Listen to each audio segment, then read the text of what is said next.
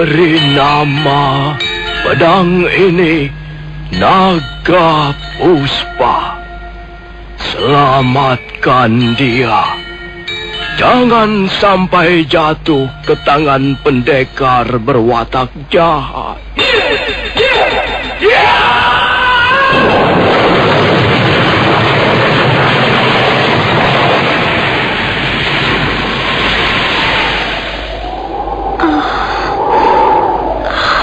Kakang Kamandanu, kau masih juga tidak percaya bahwa aku mencintaimu. Mesin, maafkan aku, Mesin. Mesin. Mesin!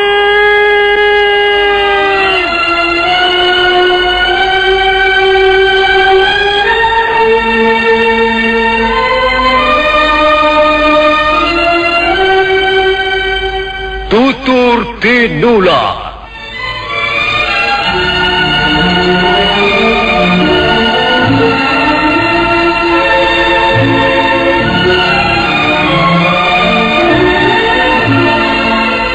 Sebuah sandiwara radio serial, produksi Sanggar Cerita dan Teater Sanggar Prativi. Sebuah kisah dengan latar belakang sejarah runtuhnya Singasari dan berdirinya Kerajaan Majapahit.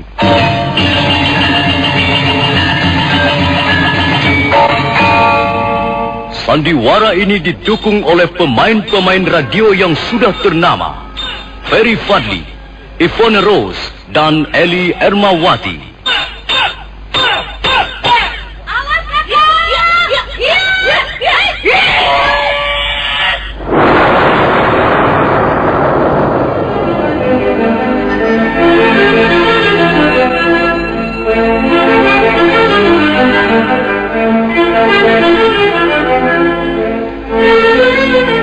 Cerita ini ditulis dan disusun oleh S. Tijau. Teknik dan montase dikerjakan oleh Rudi Tinangon dan Joko SP. Sutradara A.J. Udoro. Kali ini mengetengahkan episode kelima dengan judul Perguruan Lopanda.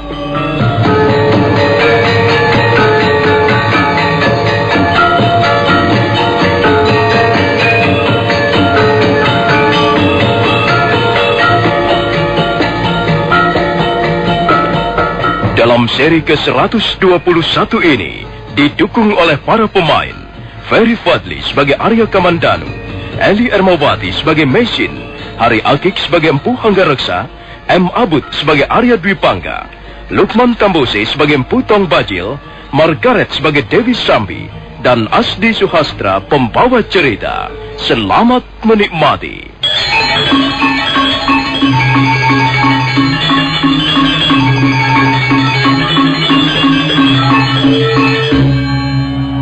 Rumah kediaman Empu Bajil cukup luas. Di sekelilingnya dipagari batu kali yang disusun rapi. Arya Dwi Pangga menunggu di ruangan pendaba, duduk di atas lantai yang terbuat dari batu bata merah. Orang yang bernama Empu Bajil itu pastilah orang yang berpangkat dan dihormati oleh pemerintah Kediri. Rumahnya saja dijaga ketat puluhan prajurit. Arya Dwi Pangga ternyata tidak perlu menunggu terlalu lama. Dia terkejut. Pintu berukir yang menuju ke bagian ruangan lain terbuka. Dewi Sambi muncul mengiringi seorang laki-laki bertubuh cebol. Di tangan kanan laki-laki itu tergenggam sebuah tongkat yang panjangnya kira-kira 2 kali panjang badannya.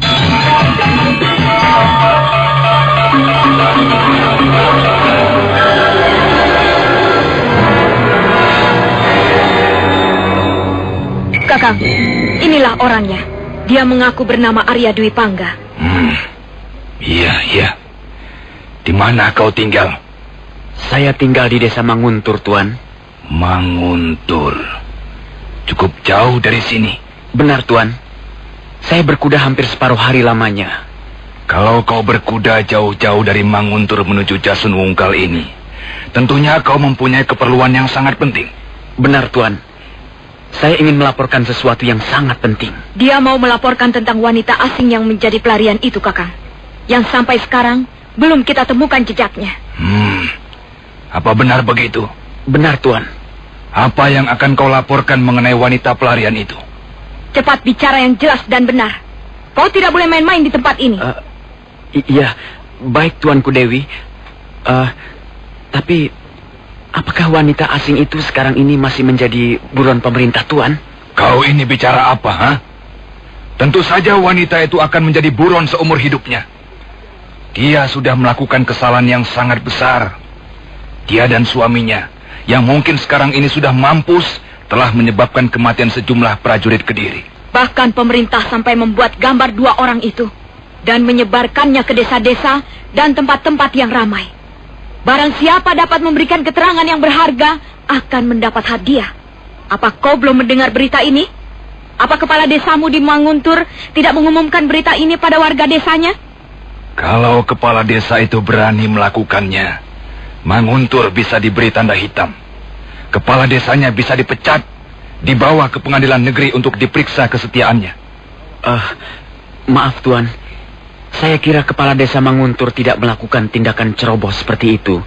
Justru saya sendiri mendengar berita ini dari seorang kawan. Dan kawan saya itu mendengar langsung dari kepala desa.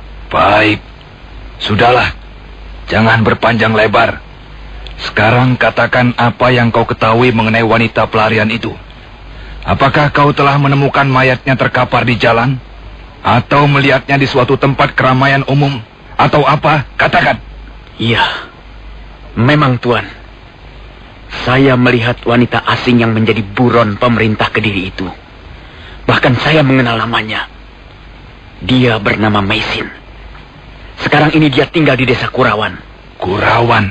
Kurawan yang letaknya berdekatan dengan Manguntur maksudmu? Benar, Tuanku Dewi. Kalau begitu, pasti ada seorang warga desa Kurawan yang telah menyembunyikannya. Benar, Tuanku Dewi. Wanita pelarian itu memang tinggal di rumah salah seorang warga desa Kurawan. Kurang ajar sekali orang itu. Berani dia menampung seorang pelarian. Apa dia tidak takut dihukum berat? Tunggu. Saya masih belum selesai bertanya.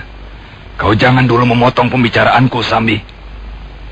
Siapa nama orang yang telah bertindak terlalu bodoh itu, Arya Dwi Pangga? Dia adalah ayah saya sendiri, Tuan. Namanya Empu Hanggareksa.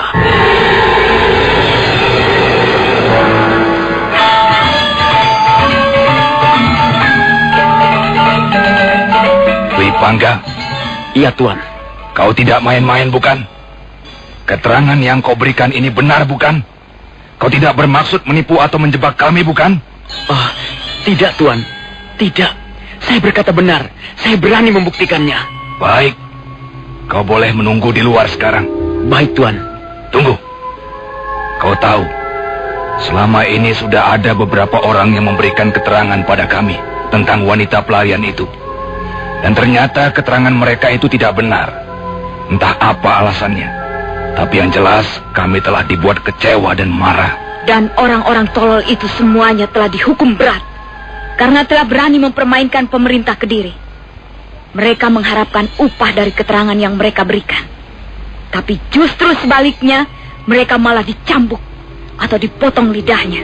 Karena telah membuat pimpinan kami kecewa dan marah. Ingat, Arya Dwi Pangga. Kami sudah tidak sabar lagi. Kalau kali ini pun keterangan yang kau berikan tidak benar, maka aku tidak akan mengampunimu lagi. Kau tidak akan dicambuk, dipotong lidahmu atau kakimu, atau tanganmu. Tapi kau akan kupancung.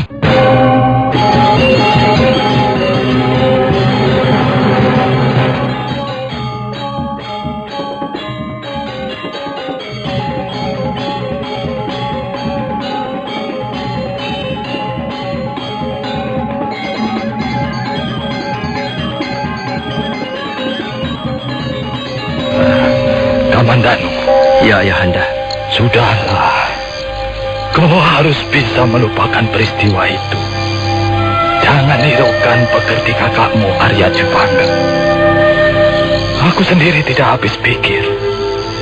Mengapa kelakuannya seperti orang edan begitu? Mestinya dia bisa bersikap lebih dewasa.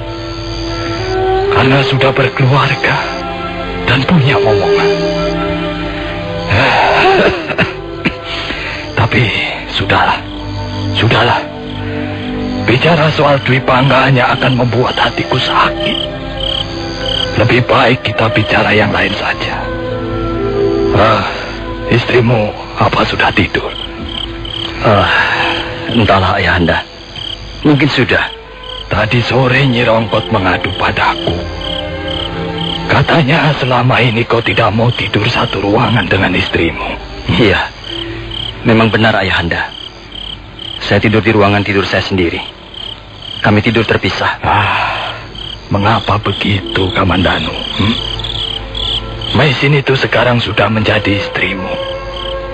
Suami istri harus tidur dalam satu ruangan agar para dewa memberkati perkawinannya. Mengapa Ayahanda mempersoalkan tidur? Bukan tidurnya yang aku persoalkan, Kamandanu, tapi hubunganmu dengan istrimu itu. Hubungan suami istri harus selaras, harus akrab, seperti seekor singa dan hutan belantara, seperti langit dan Mega Kartika, seperti malam dengan ketenangan hati. Di mana istrimu tidur, kau harus tidur pula di dekatnya. Tidak Ayahanda, saya tidak bisa tidur dalam satu ruangan dengan istri saya itu. Bahkan saya sama sekali tidak pernah merasa sudah punya istri. Hah? Kamandanu, kau tidak boleh bicara seperti itu, Le. Sekarang ini kau sudah resmi menjadi seorang suami. Kau punya tugas dan kewajiban sebagai seorang suami. Dan kau harus dapat melindungi istrimu. Dapat memberikan perasaan aman dan bahagia padanya. Dapat memberinya kesenangan-kesenangan. Baik kesenangan lahir maupun kesenangan batin. Kau tidak bisa seperti masih bujangan dulu, Kamandanu. Memang mudah bagi Ayahanda untuk mengatakan apa saja yang menyangkut masalah perkawinan kami. Tapi sayalah yang menjalankannya. Sayalah yang merasakannya. Sayalah pelaku utamanya. Dan saya tidak mungkin membohongi diri saya sendiri, Ayahanda. Iya. Kau memang tidak perlu membohongi dirimu sendiri. Tapi apa salahnya kau berbuat baik untuk menyenangkan hati istrimu? Apa susahnya tidur dalam satu ruangan bersamanya? Tidak, Ayahanda. Saya tak akan pernah bisa tidur satu ruangan bersama Maisin. Kamandanu. Tunggu sebentar, Ayahanda. Saya belum selesai bicara. Rasanya sulit sekali untuk merasa dekat. Apalagi tidur dalam satu ruangan dengan Maisin. Entahlah. Setiap kali saya berada dalam satu ruangan dengannya, saya merasa ada orang lain ikut tinggal bersama kami. Dan orang itu adalah Kakang Dwi Pangga. Ya, tapi itu kan hanya perasaanmu saja. Memang itu hanya perasaan saya saja. Tapi bukankah manusia hidup dengan perasaannya? Dan perasaan itu telah mengganggu ketenangan batin saya setiap kali saya berada dalam satu ruangan bersama Maisin. Saya tidak pernah merasa hanya berdua saja, melainkan berempat. Di belakang saya terasa kehadiran Arya Dwi Pangga. Dan di belakang Maisin, saya lihat almarhum suaminya mengintip pertemuan kami dengan kerlingan mata yang penuh sindiran tajam. Nah, apakah yang bisa saya peroleh dari wanita yang katanya sudah menjadi istri saya itu, Ayahanda? Ya, baiklah. Aku bisa memahami betapa pahitnya perasaan. Tapi kau harus bisa bersabar, Le. Tidak bisa, Ayahanda. Saya sudah mencobanya, tapi tidak bisa. Saya mencintai wanita itu dengan sepenuh hati saya. Tapi saya tahu dia tidak akan pernah mencintai saya. Dia sudah menjadi milik masa lalunya, sudah menjadi milik nasibnya. Seperti ada suatu kekuatan yang menghalang-halangi persatuan kami dan berusaha menghancurkan persekutuan kami. Dengar dulu, Kamandan. Apa yang kau alami itu sebenarnya hanyalah gambaran-gambaran pikiranmu sendiri. Belum tentu mengandung suatu kebenaran yang asasi. Belum tentu Maisin tidak mencintaimu, atau paling tidak berusaha untuk mencintaimu. Percayalah kata-kataku ini. Suatu ketika, kalau kau selalu bersikap baik, tidak menyakiti hatinya, dia akan menjadi milikmu seluruhnya, seutuhnya. Kau harus mencoba dan mencoba untuk mengadakan pendekatan secara wajar. Baiklah, saya akan menuruti kata-kata Ayahanda, walaupun saya belum yakin apakah akan berhasil.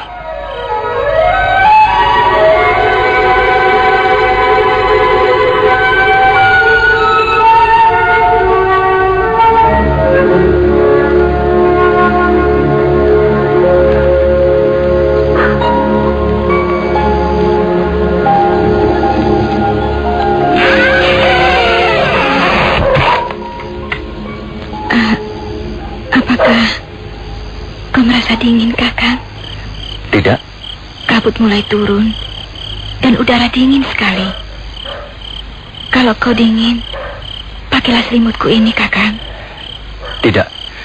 Aku tidak dingin. Aku mau tidur. Apa yang akan kau lakukan, Kakang Kamandanu? Oh, iya.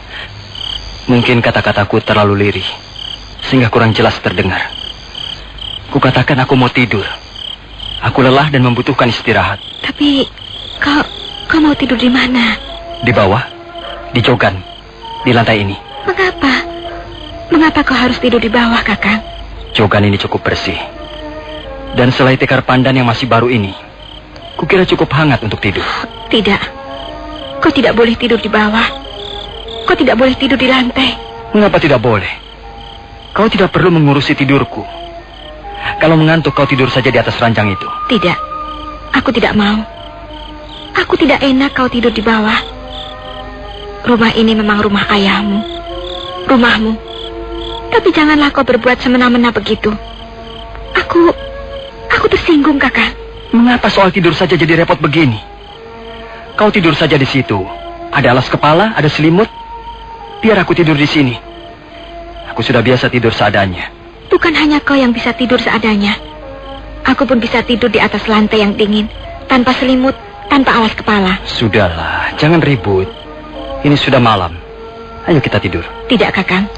Kalau kau tidur di bawah, kau sama saja dengan mengusir aku. Mesin, aku tidak pernah mengusirmu. Bahkan ketika kau kabur dari rumah ini, akulah yang mencarimu ke sana kemari. Kau jangan berpikir macam-macam dan jangan selalu salah paham. Kalau kau tidur di bawah, aku pun akan tidur di bawah. Jangan, Mesin, jangan. Kau tidur di atas. Aku tidak mau. Aku suamimu. Aku harus berbuat sebaik-baiknya untuk istriku. Aku harus mampu menjadi pelindungmu. Aku harus bisa menyenangkan hatimu, membahagiakanmu. Tapi dengan berbuat seperti ini, kau justru telah membuatku lebih menderita. Lebih sengsara. Mengapa jadi begini? Kalau begitu, aku akan tidur di kamarku sendiri. Aku tidak mau ribut-ribut hanya karena persoalan tidur.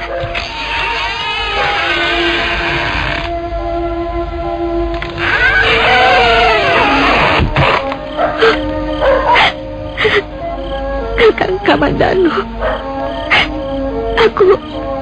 aku tahu kau masih kecewa, kau masih sakit hati. Karena itu, aku akan terima keadaan ini. Aku akan menyabarkan diri. Aku tahu kau adalah suami yang baik. Suatu ketika kau pasti akan berubah. Suatu ketika kau pasti akan mau percaya bahwa sesungguhnya aku mencintaimu.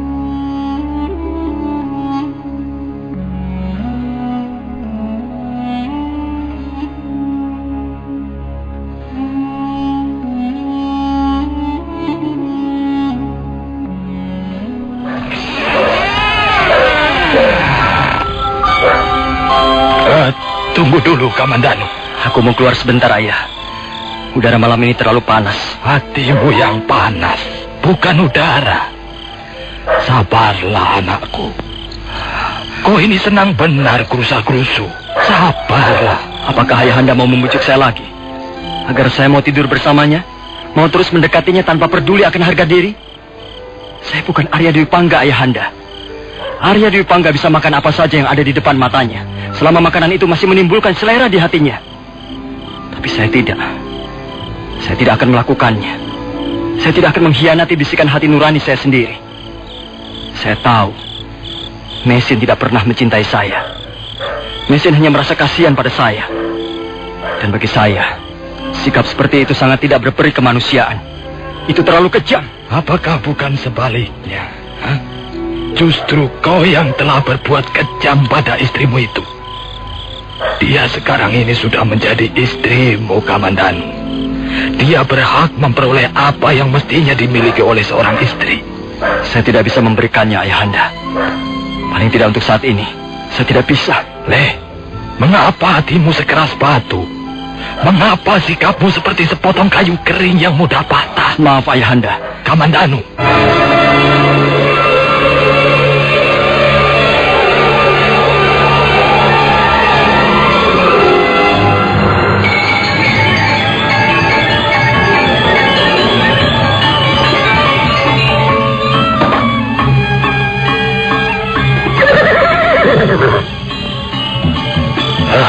Kamandanu, kau mau pergi kemana? Hah? Kasihan istrimu itu. Dia tidak membutuhkan saya. Siapa bilang begitu? Dia hanya membutuhkan hayalan-hayalannya. Dia hanya membutuhkan mimpi-mimpi dan bukan kenyataan. Saya tidak bisa berada dalam satu ruangan dengan seorang wanita yang sibuk memikirkan nasibnya. Saya membutuhkan cinta dan bukan seonggok bayangan. Hea, hea! Kamandanu! Kamandanu!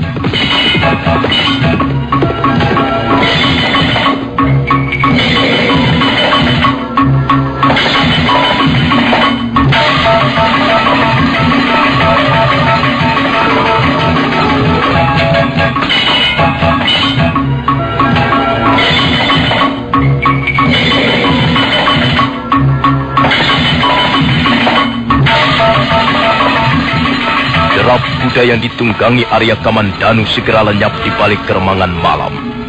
Kabut tipis yang dingin turun menyapu lembah, menenggelamkan desa Kurawan yang terlelap dalam tidurnya. Empu Hanggareksa kembali masuk ke rumahnya. Sementara itu Arya Kamandanu memacu kudanya di atas jalanan berbatu. Dengan tegar, laki-laki itu duduk di punggung kudanya yang lari bagaikan terbang melintasi pohon-pohonan.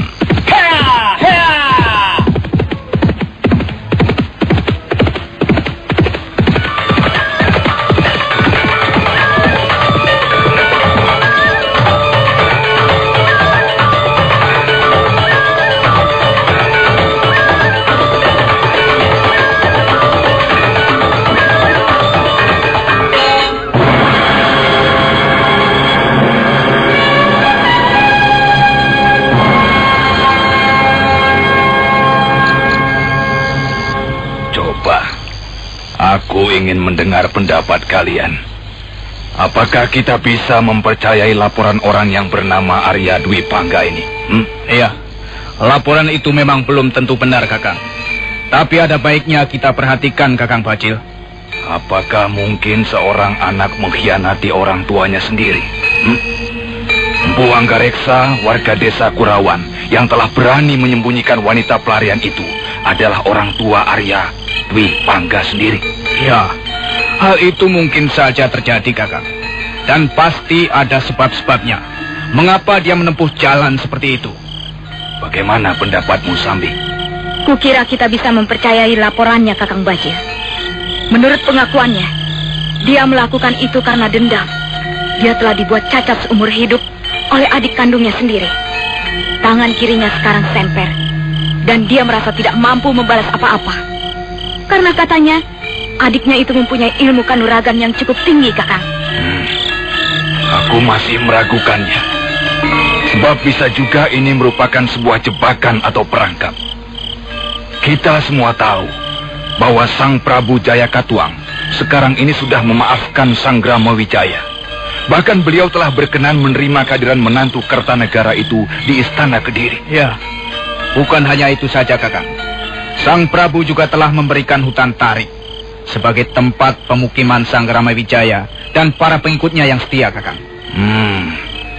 Karena itulah Gusti Arda Raja dan Tuan Kebo Mundarang memerintahkan agar kita semua meningkatkan kewaspadaan. Kita tidak boleh percaya begitu saja pada pengakuan Sang Grama Wijaya, dan kita harus mengawasi para pengikutnya dengan ketat. Aku kira apa yang dimaksudkan sebagai kebijaksanaan oleh Sang Prabu Jaya Katuang kali ini justru tidak bijaksana. Ya, mengampuni Sang Grama Wijaya dan memberinya kebebasan untuk membuka hutan tarik, sama halnya dengan memelihara anak macan. Orang tidak boleh begitu saja percaya pada binatang buas, sekalipun dia nampak jinak di hadapan kita. Bagaimanapun juga, Sang Grama Wijaya adalah bekas musuh besar. Belum tentu dia menyerahkan dirinya dengan tulus.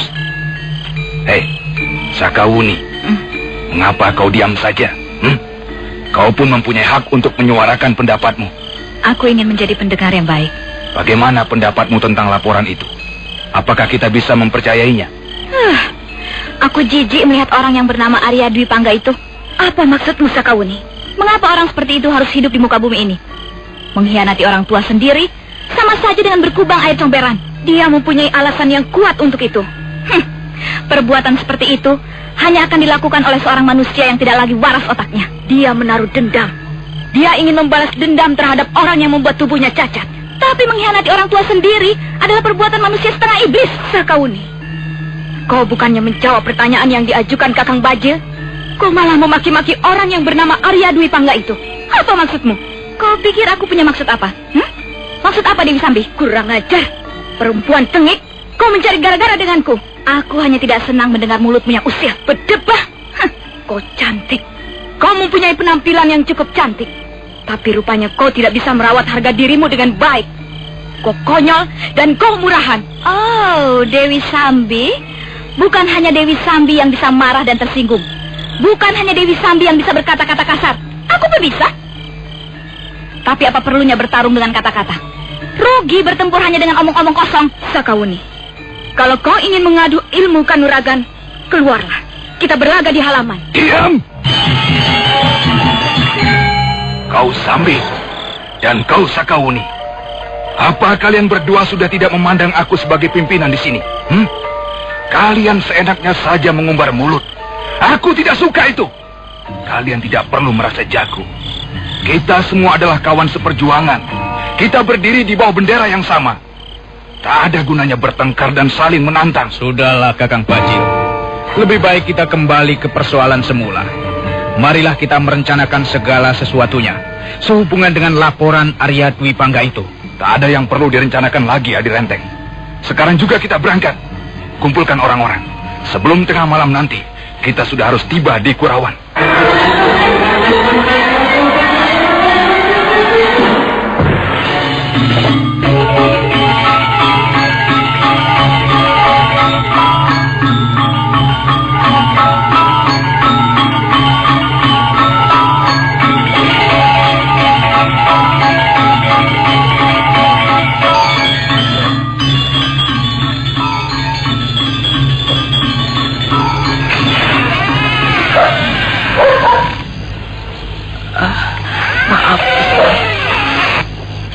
Hamba mengantarkan ramuan obat batuk.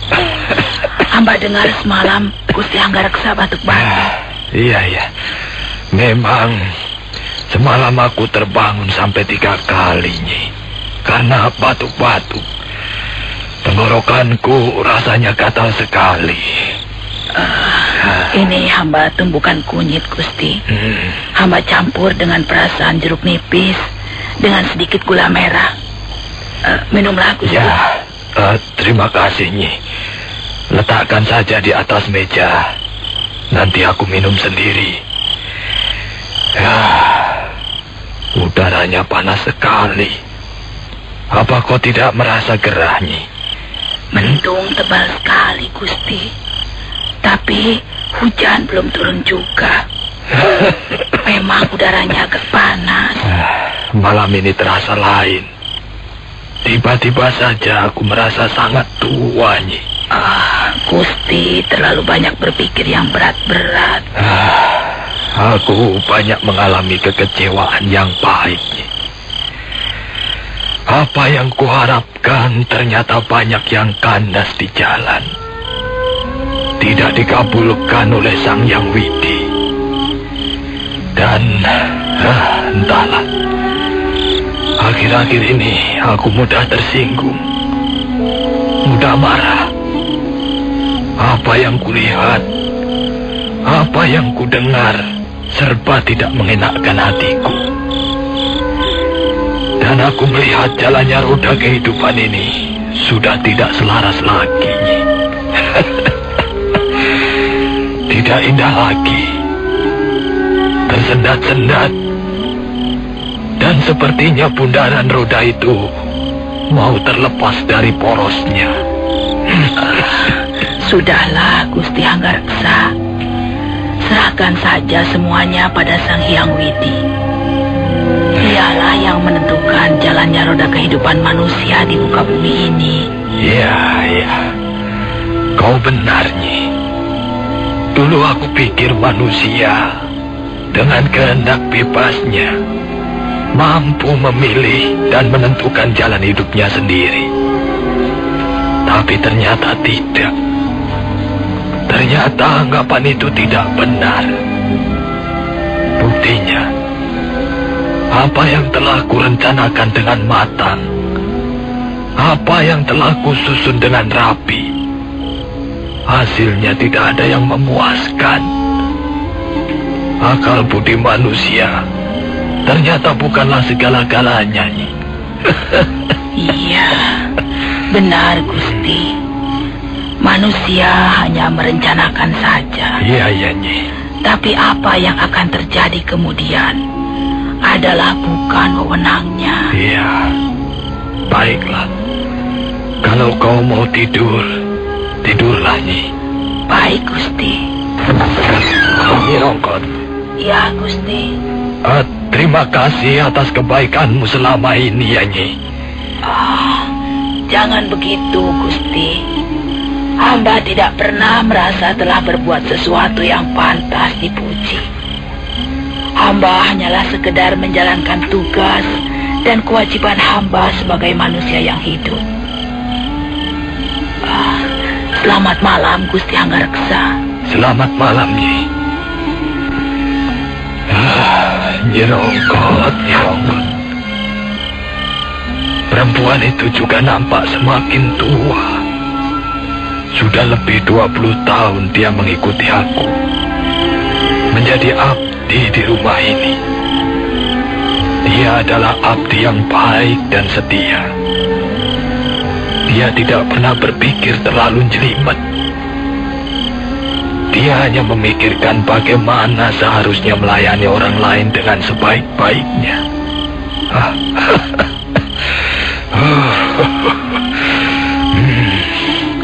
Panas benar malam ini. Apakah udaranya yang panas? Atau hanya perasaanku saja? Baiklah. Aku mau keluar sebentar. Mungkin di halaman terasa lebih sejuk.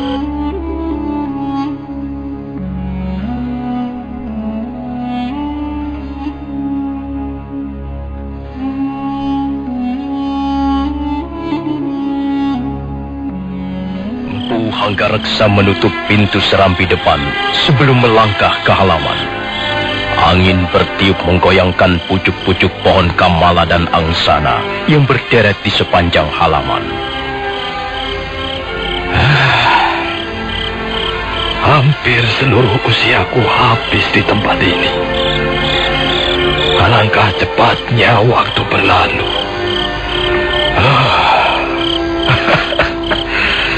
Mengapa tiba-tiba aku terkenang kembali ke masa-masa yang silam?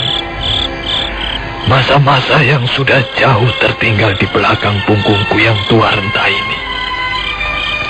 Rasanya seperti baru kemarin sore. Mengapa kau belum tidur, Kakang? Ini sudah terlalu malam. Apa yang kulihat ini? Bukankah kau... Ya, aku Sri Manaki, istrimu. Mengapa kau datang menemui aku, Sri Manaki? Apakah kau datang untuk menjemput aku? Tidak, Kakang Hanggareksa. Aku datang karena kasihan melihat keadaanmu. Kau nampak sangat lelah. Ya, aku memang sangat lelah.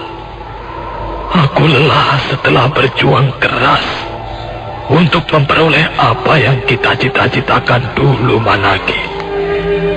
Aku telah gagal, istriku. Aku gagal. Maafkan aku, Nyi. Aku telah sia-sia bekerja keras sepanjang umurku. Tidak, Kakang. Tak ada yang sia-sia. Apa yang telah kau kerjakan sudah cukup. Orang tua memang sekedar tumpukan batu-batu bagi anak cucunya. Anak cucu itulah nanti yang akan mendirikan bangunan megah di atas tumpukan batu bata hasil keringat leluhurnya. Ya, kau benar, Manaki. Kau benar sekali. Mungkin tak banyak yang menyadari hal ini. Tapi, apakah aku telah meletakkan dasar-dasar yang kokoh bagi anak cucuku nanti?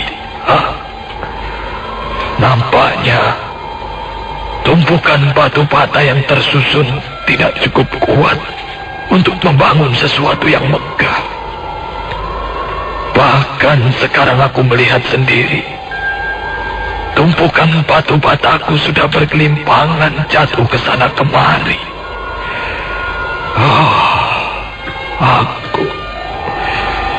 Aku menyesal sekali. Aku laki-laki tua yang tak berguna lagi. Aku manusia jompo yang penuh dikerubuti penyakit mengerikan. Manaki.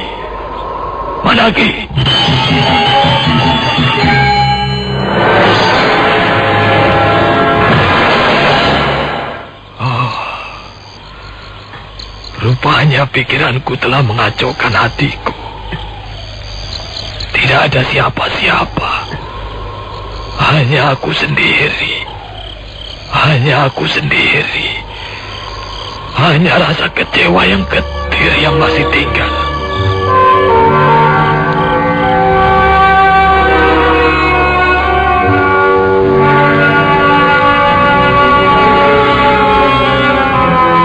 Empu Hanggareksa masih berdiri di halaman rumahnya. Dia segera melangkah perlahan ketika angin mulai bertiup kencang. Orang tua itu berjalan menuju sebuah ruangan yang cukup besar yang terletak di sebelah kanan rumahnya.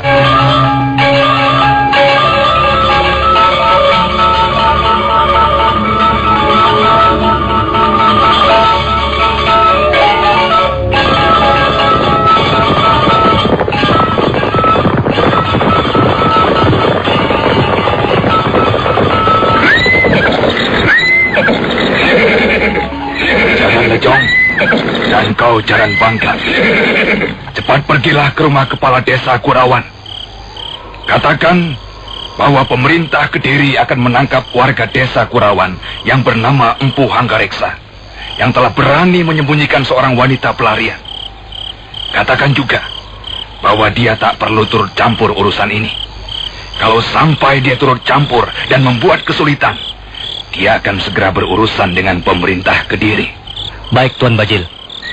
Hei, kau Dwi Pangga. Ya, Tuan. Apakah masih jauh letak rumah ayahmu? Tidak seberapa jauh lagi, Tuan. Tinggal melewati sebuah tikungan lagi. Baik. Ayo, kita teruskan perjalanan. Awas, kalau nanti kita sampai di rumah Hanggareksa, jangan ada yang bertindak sendiri-sendiri. Semua harus menunggu aba-aba yang kuberikan. Iya.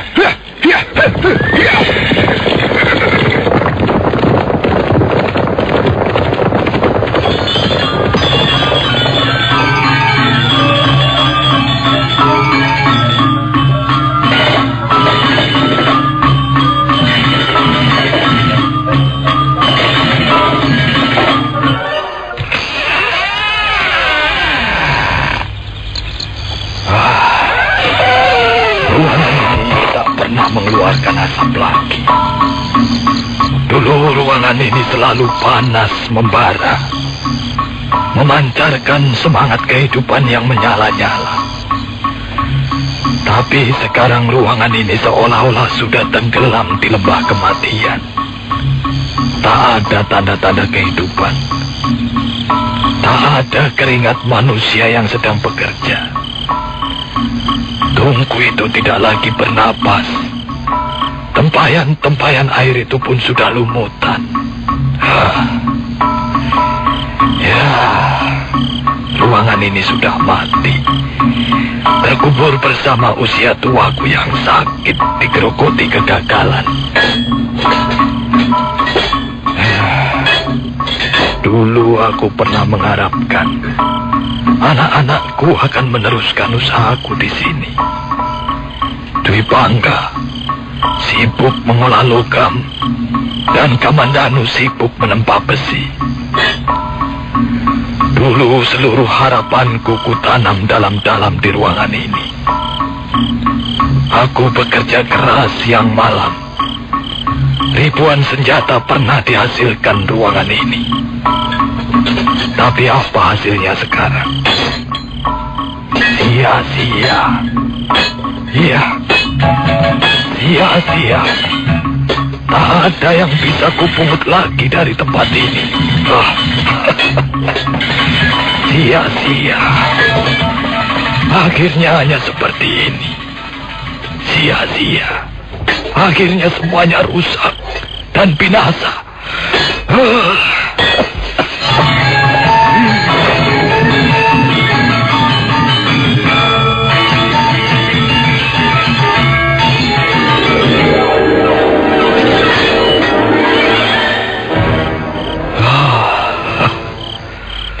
Mengapa dulu aku harus bekerja mati-matian, menghabiskan hampir seluruh usiaku?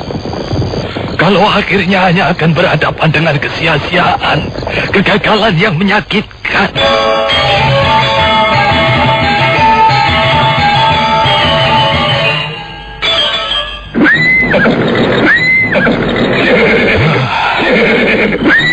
Makanya malam ini aku mempunyai banyak tamu.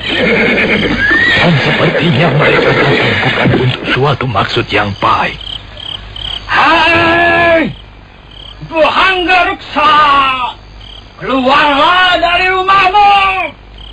Lebih baik kau menyerah. Rumahmu sudah dikepung rabat.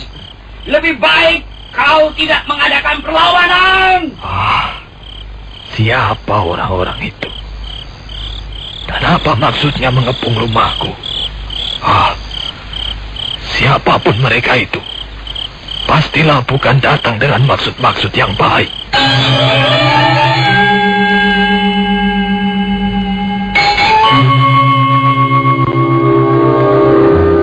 Dengan penuh tanda tanya, Empu Hanggareksa melangkah ke halaman depan. Sementara itu di halaman depan, nampak beberapa orang penunggang kuda masih belum turun dari punggung kudanya. Di antara mereka, nampak Empu Bajil, Empu Renteng, Dewi Sambi tidak sabar lagi menunggu. Nah, saudara pendengar, bagaimanakah kisah selanjutnya? Peristiwa apa yang akan menimpa diri Empu Hanggareksa? Saudara pendengar, silakan menunggu seri berikutnya. Sampai jumpa.